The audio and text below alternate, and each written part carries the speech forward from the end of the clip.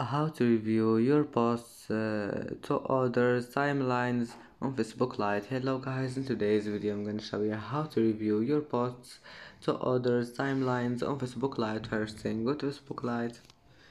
Here you will find these three lines in the top corner. Click on it.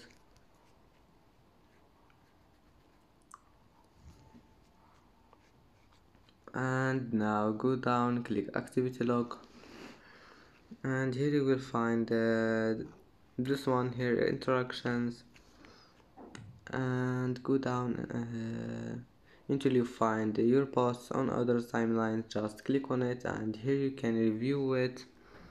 And that's it for today's video. If you like this video, please don't forget like and don't forget subscribe, and thank you for watching this video until the end, and see you in the next video.